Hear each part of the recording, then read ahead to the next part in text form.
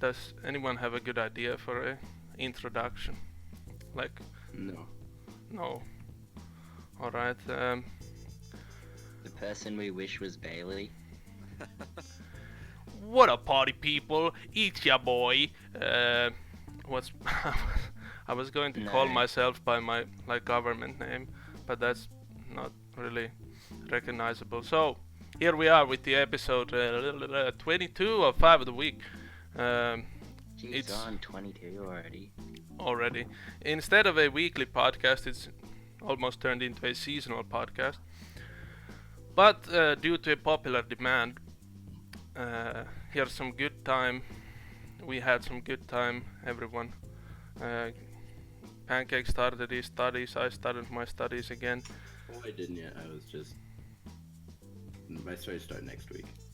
So, I was just getting stuff ready. Last week you said next week. Well, 2 weeks ago you said next week. Last week you said next week. I Now said you... I'm moving this week. Yeah. I'm always I'm missing the most important part.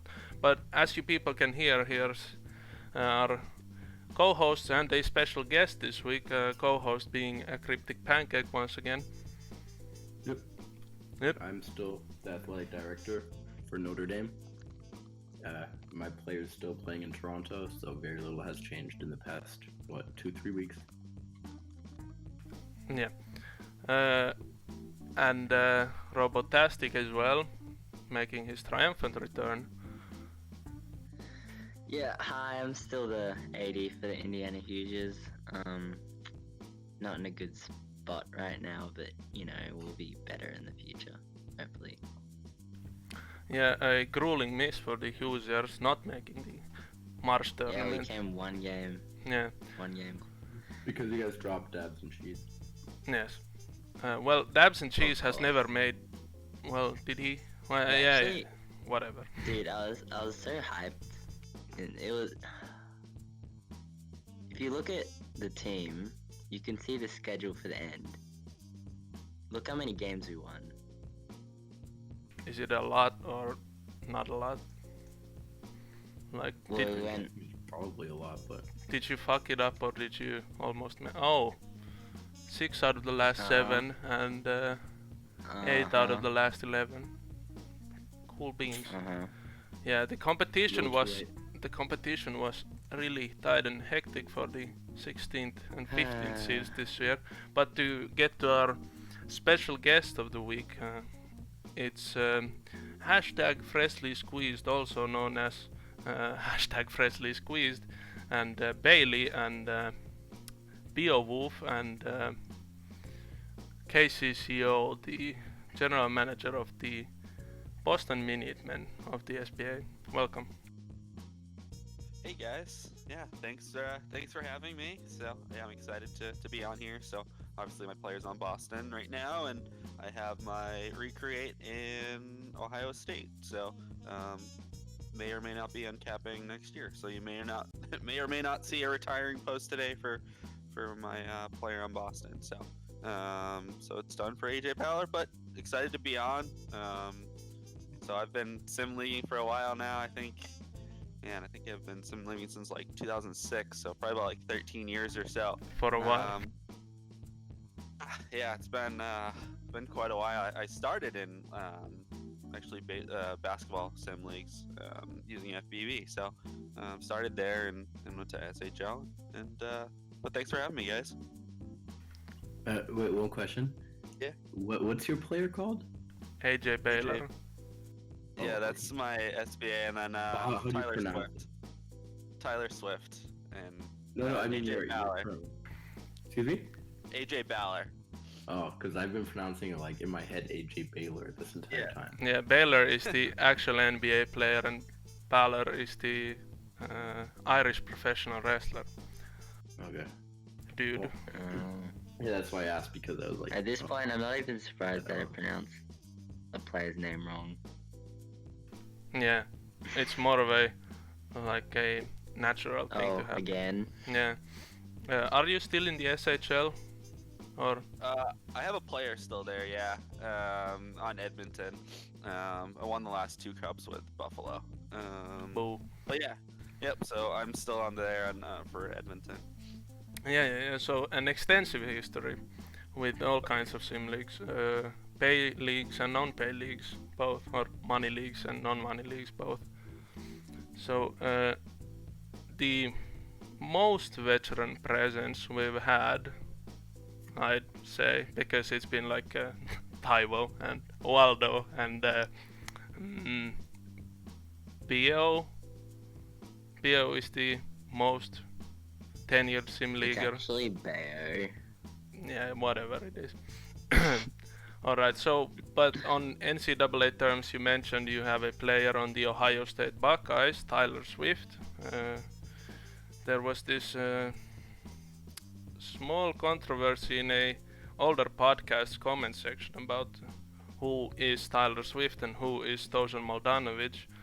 Next year, if you both are uncapping, you guys will finally get to know each other a bit better. That other person being good left undone with his recreate.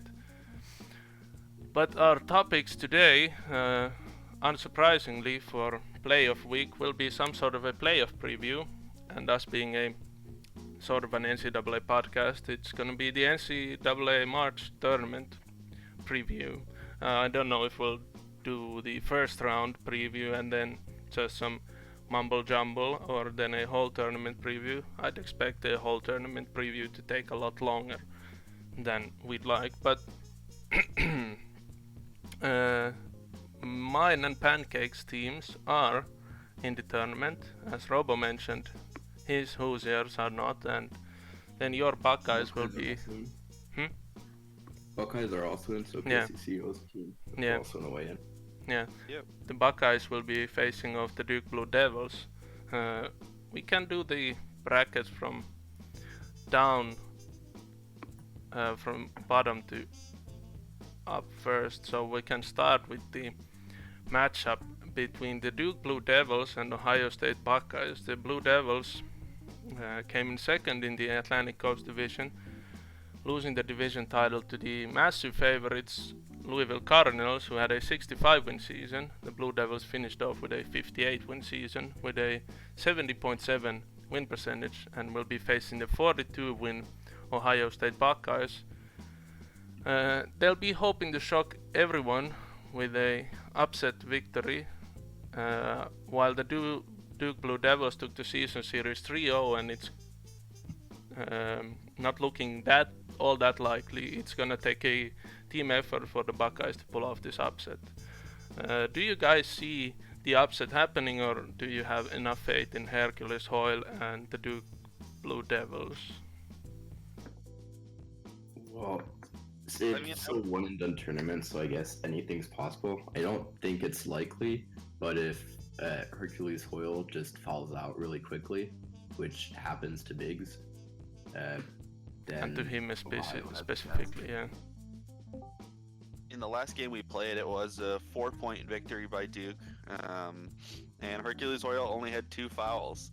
So that could mean, we have a lot of young guys that are, earning pretty, frequently. So, even though we lost all 3, the first 2 were very convincing. The last one was only a 4-point game, and we were on the road. So it's possible. It's gonna be tough, but definitely possible. And Robo, your thoughts? Which matchup is this? Duke first Buckeyes. Well, Duke's definitely the favorites in this matchup. Buckeyes have that new team energy though, so who knows? Maybe the Duke Blue Devils finally fall early. Yeah, the key players for the Duke Blue Devils are obviously Hercules Hoyle, and then small forward Eden Empire, and then the point guard tandem of seniors, I think, Michael Agwo and Hal Maple III. Not especially high on any draft boards, neither of them, seeing as Hal Maple III was meant to be a filler and is still at 199, and Michael Agwo is somewhere between 210 and 215 if I remember correctly. So yeah, while the Buckeyes seem to have the supporting talent quite on par with the Blue Devils as supporting talent. The presence of Hercules Hoyle is going to make it difficult, but the development we've seen from Alex Ozoambe and Kevin Rigsman this season, and also Joey's filler Val Tomasic always bringing some energy off the bench. Well, who knows? In a one game, in a single game, who knows? But I'm gonna provisionally give it to the Duke Blue Devils.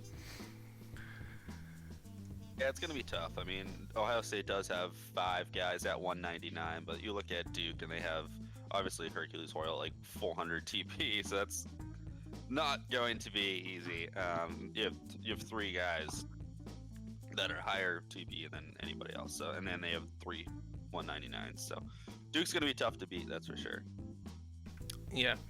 All right. Then the next matchup we're gonna take a look at is the unlikely division winners Kansas Jayhawks with a 41-41 record going up against the 15th or 14th seeded North Carolina Tar Heels, who only trailed by one victory in the regular season. A 40-win Tar Heels side going up against the 41-win Jayhawks side. I think the biggest difference between these teams is the Jayhawks' depth. They have some good contributors in each position, while the UNC game plan and the general vibe has been the one-man show of Nemias Jr. If I should let you guys in on a secret, well, it's not really a secret, but I was doing some test simulations and my friend said, check out how Nemias Jr. is doing in your test sim. So here's the screenshot. The audience won't see the screenshot, but it's Kansas Jayhawks with a 2-point overtime victory, while Nemias Jr. scored 70 points on 37 field goal attempts. So while Can relate. yeah, the The robotastic game class. went overtime, so Yeah, but the numbers will be one-sided.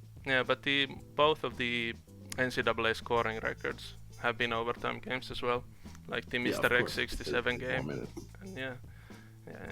But I wouldn't wish that fate on anyone, and dropping 70 and then getting eliminated in the first round. And yeah, I consider it highly unlikely to happen, but I still give the edge to Kansas because they have 2 or 3 players who can contribute with 20 or more points, and Jack Hacker is a versatile winger, while the Tar Heels only have Nemias Jr. and then Elsa Jean, that's French, yeah, Jean, who might be capable of pulling out a I mean, high-scoring I'm night. pretty sure the name is Elsa Jean and it's not French. Yeah, because it was the adult film star thing. I completely forgot. Yeah. All right. What are your opinions on this matchup then? Well, I think this is the most likely upset, quote unquote, upset to happen. I mean, the Jayhawks have 1 win more than the Tar Heels, and all it takes is a 40+ point game from Nemias, which has happened every single sim, I'm pretty sure, this season. And so, therefore, I wouldn't say it's likely, but it's definitely possible. It is going to be interesting. I think the Tar Heels are going to go completely on whether he has a good game or not, and he's going against a filler of 250 TP filler too. That's mostly 3-point based, but does have 75 stealing, so it's an okay defensive player.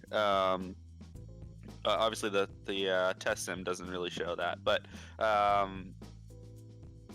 interesting. I think, like you said, I mean, definitely Kansas has the, with Samson and Wood, they have some other players that can kind of contribute, while the second highest player on the Tar Heels has 120 TP. So it's definitely going to be purely reliant on one player, which at least he's playing the right position. Power forward typically is the best position. If you're going to have one player, it better be a power forward. For some reason, the sim loves power forward. So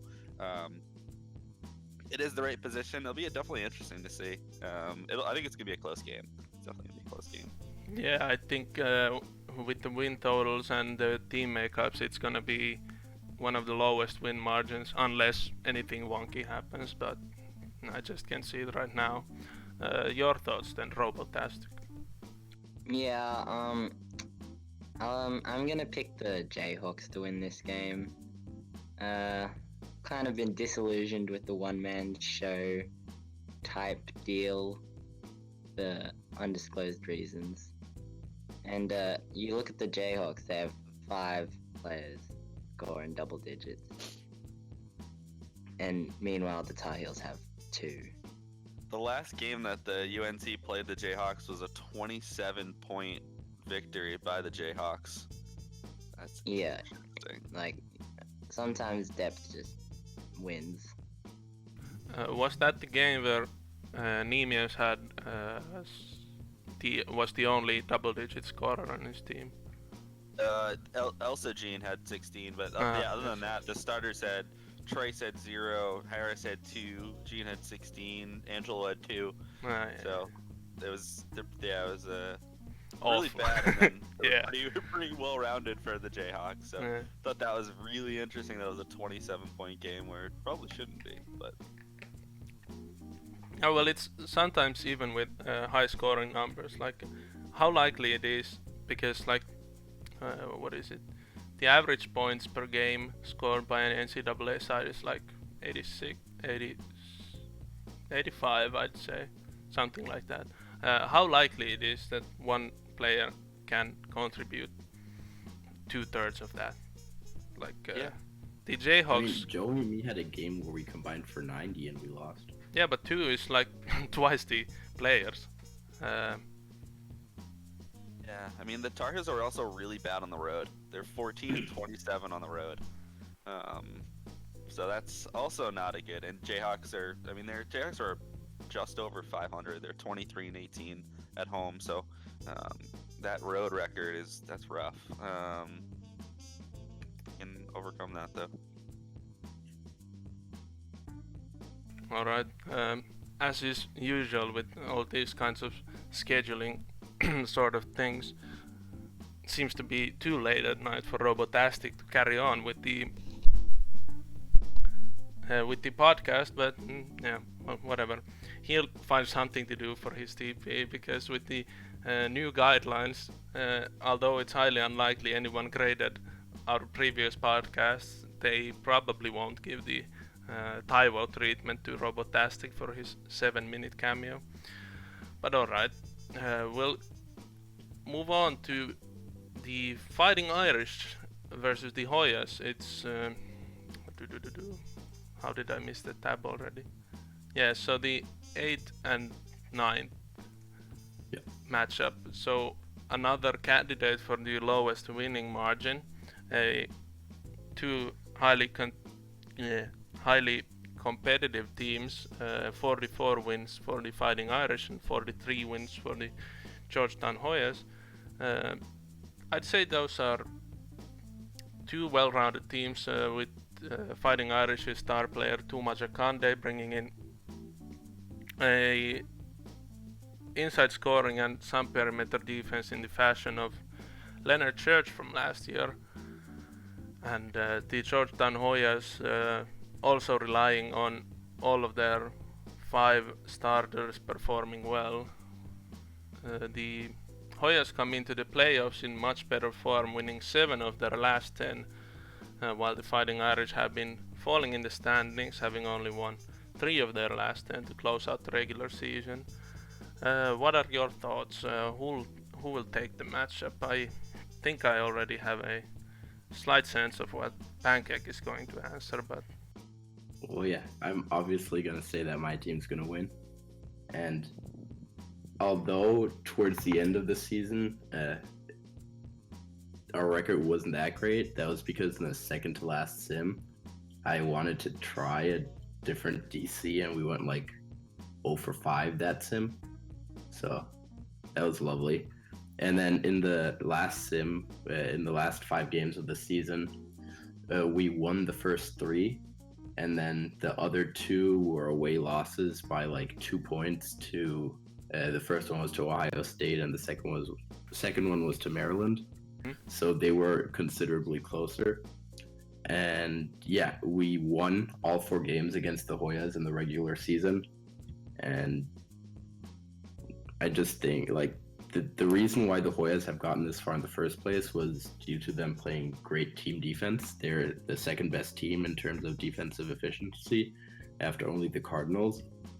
However, we are also like 6th on that list according to like the index. And in terms of offense, the Hoyas are like the second worst team offensive in the league. So I think our like plus minus offense to defense is better than theirs. They have like a 0.1 and we have a 1.7. And so I think it should work out for us. And it's definitely going to come down to the guards, really, at the end of the day. That's what's going to make or break this game. If Clyde Alexander and Jaconde have good games, then it's going to go your Fighting Irish's way. But if they don't, that's definitely home this past year too. So, they won. They were 25-16 at home. They're overall they actually were -1 on differential, -0.1. So they actually overall in the whole season they actually gave up more points than they scored average, which is not a good thing, obviously. Fighting Irish are 15-26 on the road. Not ideal there, but they do.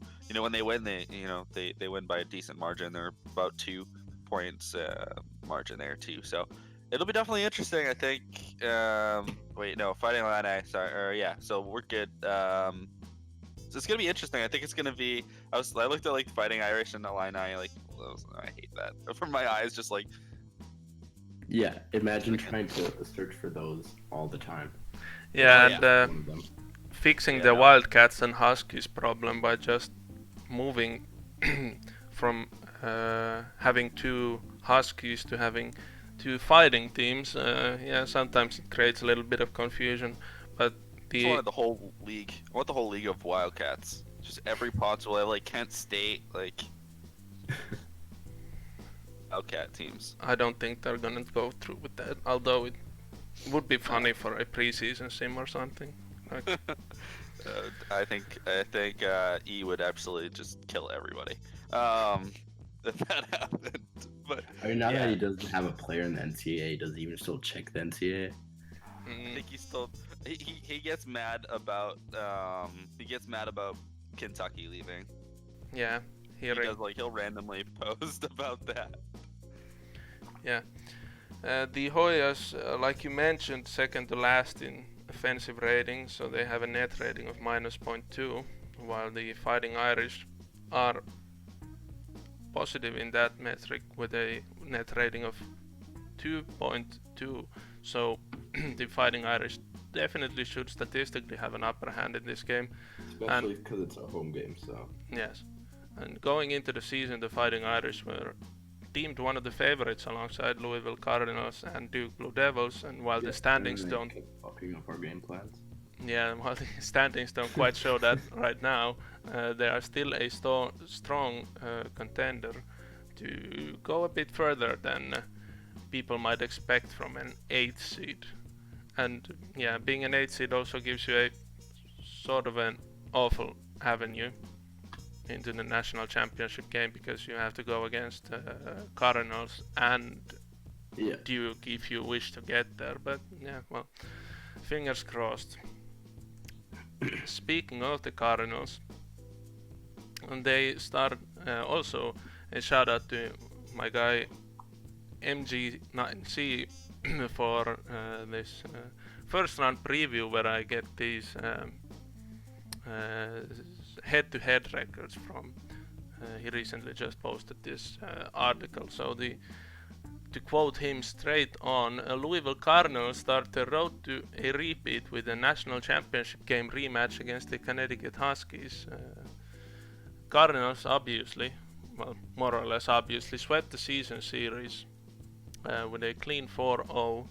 But yeah, the Huskies seem to have some magic going on in the March tournament as shown last year, eliminating the odds-on favorites Maryland Terrapins. And I don't know what happened in the national championship game last year. It's sort of a blur to me. I just logged in and saw there's no box score, no play-by-play, whatever it was. But that's alright. Can't really judge what happened in that game with no real basis to go off on. But yeah, the Huskies were last in the Big East division, which was then the most competitive division this year. And The ACC. This year was the ACC. Well, is it really if not all the teams make the March tournament? Well, I mean, it had the two best teams in the whole entire NCAA. Yeah, but the division isn't as competitive then, is it? If only 4 of the 6 make it. I mean, Yeah, sure. yeah, you can like argue both ways, but if all the 6 teams in a division make it, I think it's the most competitive division from which within. division made all 6 of them? Big East. Was it the Big East? Oh, Yeah, Huskies, Well, I mean- Gators, Bearcats, Hoyas, Wildcats. I guess the Cavaliers and the Orange like only had 2 games, like 2 and Yeah, less yeah. than us, but- They dropped the Yeah. ball in the yeah, they did. final sim, I think. But yeah, your thoughts on the? The ACC was the most top heavy. Yeah, it's always like you have these weird terms like stacked draft, top heavy draft. Is it a good draft, bad division, good division, competitive division, whatever. Like the other day we had that thing about who is the best scorer in the NBA. Like obviously best scorer means you do it the most efficiently and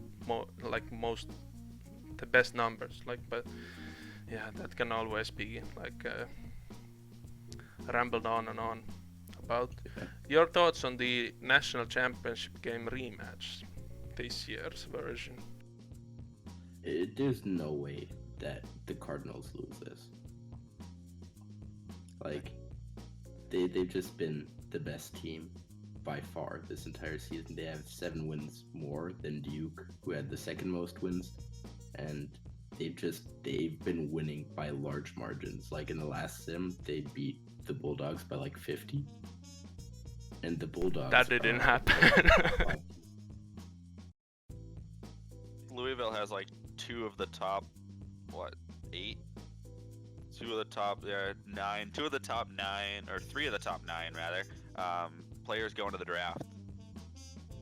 Oh, they could have 3 top 9 players picked in the next draft too, which no other team has. Even I don't even think any other team has 2. So I think it's going to be really hard to beat that. Yeah, it was 4-0. I think even though you can get lucky in the tournament, I don't think this year the Huskies are lucky. Sorry. Love to see. I love upsets, but Louisville's just too good this year. Yeah, maybe the Husky magic was all dispensed into the final sim where they, by some raw luck, made the actual tournament. Maybe all the energy is now spent on actually just making it to the tournament, but we'll see. And while I was helping MG do the research for his article, we tried this thought exercise about do the Gonzaga Bulldogs have any players in the top 20 like performers in this year's NCAA, and the answer was clearly no. And then I refuted it with, well, not refuted it, but I also continued with the Cardinals. They have 5 of the 5 players in the best 20 players in this season's NCAA, while the team performance probably props up Rashid Ryder just a tad bit up there. But if he's one of the best players in his position this year, I think it's sort of up there as a top 20 player. So with that sort of depth and Shark Strong's, what's it called? Off the bench. Anyone remember? Selachi Ray. Yeah, off the bench. And Mr. F, Kayfabe's filler also, like, reaching 90 passing this season, they'll be really hard to stop, I think. I think that might hurt him though, having that 250 filler off the bench. I think you give more time to Uno Momento. Honestly, I think you take all the starting minutes and put them in the five people. Because if you look at like Solachire, he's got 70 steals, 70 blocking. Nothing really stands out in terms of what he does. Everything well, right? So, and the sim loves to put people in anyway. So obviously, if there's foul trouble or anything like that, but you have a guy that's 200 or a girl that's 100 TP more, better almost every category. That might hurt him by trying to split time between the two, because you have they averaged, I think Uno Momento had 30 minutes a game and Solachire had 20 minutes a game, and Uno Momento in that 10 minutes scored 12 points more, had two rebounds more assists, less blocks and steals. But I'd almost put all of the minutes into Uno Momento and kind of ride that wave. I think that's your best chance. It shows the plus-minus too, plus 12 when Uno Momento's out there, and plus 7 when Solachire is out there. So it might hurt him. We'll see. Only +7. Only +7. Yeah, I mean, for a +7. team that was, what were they? They're +15.5 on the season. So I guess. Yeah, I think it's the Solachire minutes. They might be partly real life kayfabe, setting the rotations weirdly to, like, I don't know, role play an actual coach. If I had a team like that, it would be pretty straightforward to have 40 in each position, because the guys backing up are both fillers, and the 8th guy right now is a new create, so that doesn't really make a difference. But then there's also the factor of the AI kayfabe, when they're leading by 36 points with 40 minutes to go. The AI kayfabe is gonna pull some of his starters and give the guys off the bench even more time.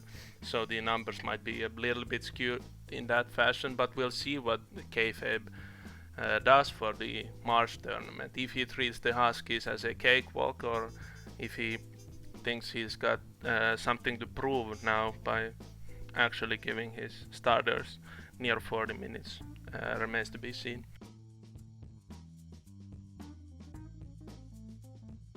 yeah, it'll be interesting. I think that's to me the team to watch. Obviously, they could blow out teams, but they've also they lost to on the road, but that's a 36-5 at home, so that's crazy. Yeah, and they'll be holding that home court advantage throughout the tournament, finishing as the first seed in the nation. We'll move on to the top part of the bracket right now. They didn't win the division, did they? The Villanova Wildcats, who came in second in the Big East division, one game back of the Wichita State Shockers, will be hosting the Big East. That's Arizona. Or no, it's Villanova. Shit, Arizona. Oh, forget it. Yes. I thought the Cavaliers were in Virginia. Were Villanova. All right. Back to whatever I was saying. We'll be hosting the 42-win Cincinnati Bearcats. Bearcats surprisingly took the season series 3-1, and hopefully we'll hope to continue their performances, great performances this season against the Wildcats. About the Cincinnati Bearcats, they're somewhat lacking in star player scoring, as their best scorer this year and most reliable player as a whole has been Socatro's Christopher Young, 61 inside, and freak athletics being a bit lower. He's mostly relied on 3-point shooting with 7.7 attempts each game. So the Bearcats, if the Villanova Wildcats can somehow shut down Christopher Young, they might have a huge edge in this matchup with a little bit more assorted scoring on their side. 4 players 5 players actually, with bench player Creed Pratt and 5 players reaching double digits points per game, and Jacob Clark with 9.6. Who do you guys give the edge in this matchup? I mean, the edge obviously goes to the Wildcats. That's why they have the better record. But at the same time, I just have a feeling that the Bearcats are going to upset the Wildcats. Yeah, I was just looking at the build that you were mentioning, and I just don't care for it at all.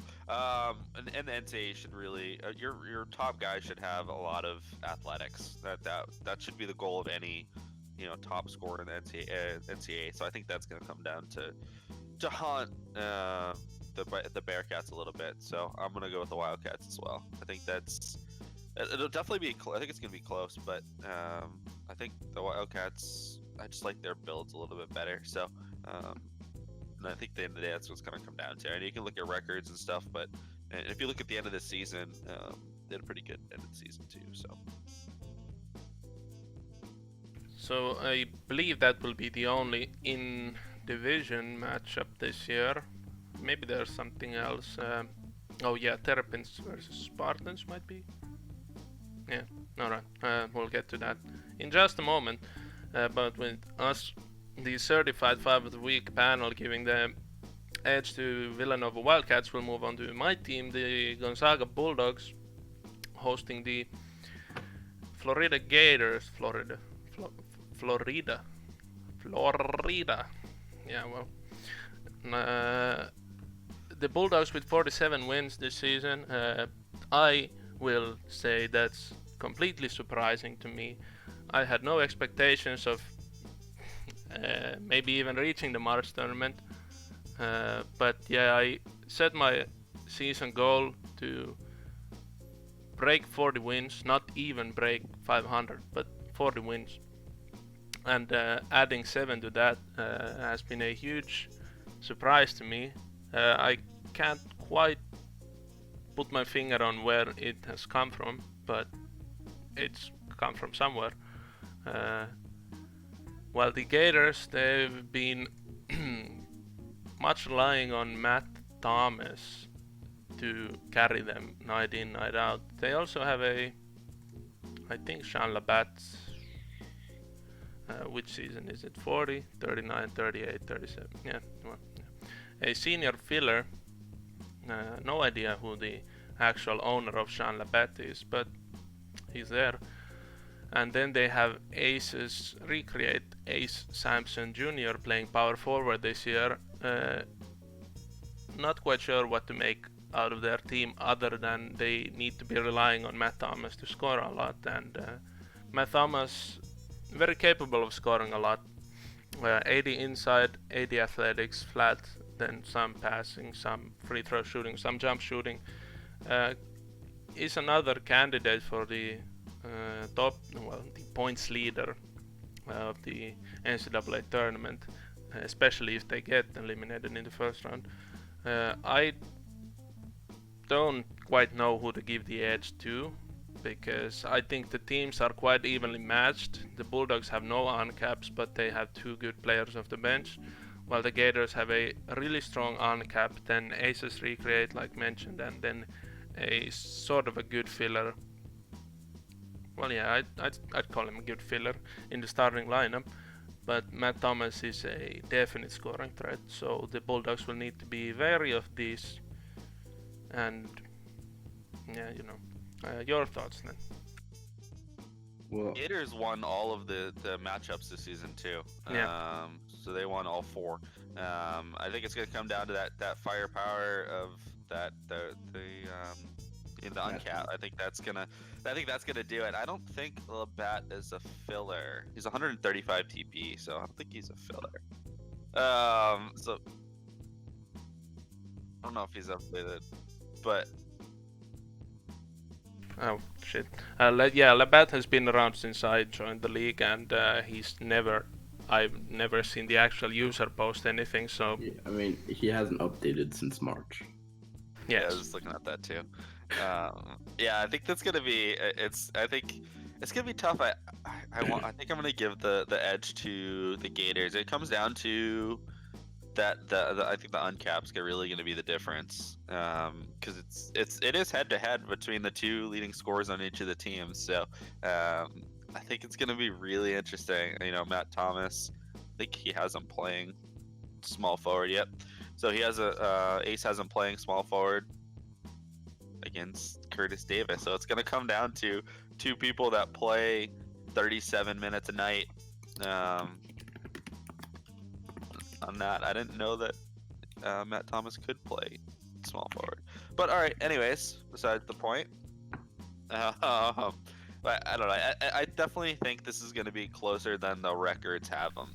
You know, there's about an 8-win differential in the records, but I almost want to say this is going to be an upset. Sorry. Yeah.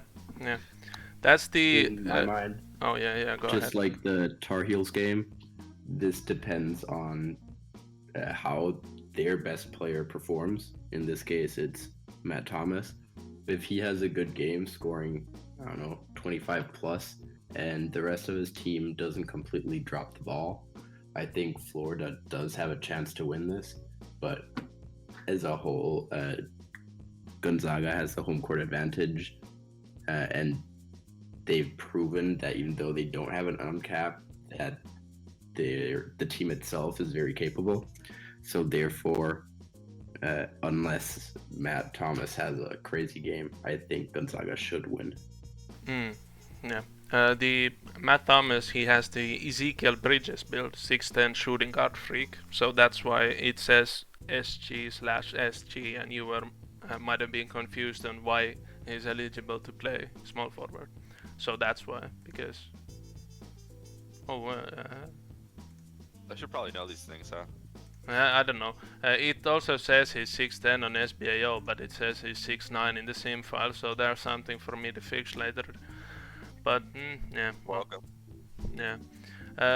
I've been sort of torn on how to approach it. If I should like defend straight up and let Matt Thomas score 50 points, or then go all in on the opposite and make the other guys score instead. But I haven't found a real winning formula. Like one test I did, it had us winning 78 of the 100 games, which is a huge thing in our favor. But Ace will, if he will send in a strategy change, which I didn't take into account in my testing because I wanted to stay true in the actual awful sim testing mentality. So yeah, I don't know. I can agree with the Gators, calling the Gators as a potential favorite. I don't think it would be that much of an upset. Obviously, if you look at the team record, it would be an upset because it's an 8-win difference, but I'm not quite so sure. Like the teams on paper, they match up quite well, and neither team has a real edge, like I mentioned at the top. So I don't see anybody else beating you other than Matt Thomas. So if you were trying to defend him, I mean, you got Ace's player, but he's only shooting 48% from the field as a big, which isn't great. So I don't see him beating you, and there's no one else on the team other than Dong, who only has 180 TP, but he's shooting 52%. But there's no one else other than Matt Thomas over 45%. So yeah. I don't see anybody else beating you other than Matt Thomas. It's gonna come down to he does really well, then you should be fine. Or obviously if he does well, you won't be fine. But if he has a poor shooting game and you're able to stop him, I don't see anybody else on that team beating you. So. Yeah. Thankfully, Fast Break Pro Basketball 3 is such a fickle thing. He might just gift me with a Matt Thomas goes 4 for 23 shooting night. Who knows, but that's gonna be later, way later. We'll move on to the Maryland Terrapins. Last year's title favorites fell to the mentioned Connecticut Huskies, and surely were disappointed, but will be looking to bounce back with a March appearance this year, and then title hopes next year, as Othello Hawkins and Lennox Hightower will be on capping. The Spartans swept the season series 4-0 and are looking to make it 5 in a row. With a solid team performance, the Spartans have a situation similar to the well, a light version of the Cardinals front court thing, where they have a filler center, DB25 zone filler center, Bruce Kent, and then a Midnight's filler center, White Mamba, off the bench. And both of them have had huge scoring nights during the regular season sims. And it's going to be interesting how DB forms up his depth chart this week for the March Madness, as I don't really know if the playing both of those guys side by side is maximizing that potential, but well, yeah, remains to be seen. And the Maryland Terrapins are, I think, without an on-cap this year once again. Yes, looking like it. So Alexei Zhukov, Dils Pickles filler, or recreate, turned into filler, whatever, retired. Will be retired at the end of this season, I noticed the other day. And then Othello Hawkins, Abaddon's filler, Ed Murder, and the small forward Lennox Hightower. And they'll be relying on these three to handle the scoring load. And if I had to give the edge to someone, I'd give a slight edge to the Terrapins, as they can play a high-paced game with a lot of burst scoring, while the Spartans seem a more fundamentally sound team that might be caught off guard by a game plan like this. Your thoughts? I agree that the Terrapins are the favorite. Sorry. I don't know. They've just proven throughout the season that all around they're the better team. They may have lost their season matchup, but I mean, it's a one and done series. They have home court advantage. I think Yes. 11 knows what he's doing. I think that they're gonna win it. I think the key in the game is for Michigan State to stop the amount of free throws that Maryland takes. They average 35 free throws this year. That's insane. That's number one in the league. So that's what's going to come down to. So they don't necessarily. I think they only shoot. They only shoot. I think three more shots a game, more than the Spartans do, even though they run a faster offense. But with running a faster offense, you run the risk of having a large amount of turnovers, which the Terrapins do. They average 14 turnovers a game, which is extremely high. It's actually, there's only two or had more turnovers and neither of them made the tournament. So that's, it's going to come down to, they obviously shot 50% from the field to, no, not 50% from the field. They only shot, where is it there? I had it up. They were third. Yeah, 49%. So they were third in field goal percentage, which is obviously really good too for Maryland. But when it comes down to it, I think turnovers are going to kill Maryland. I'm going to go the upset here too. I'm going to go Michigan State upset just because of that turnovers is going to come to haunt. And I think if the Spartans can figure out how to limit fouling, go away from a stat that has high fouling tendencies, I think that will definitely benefit them.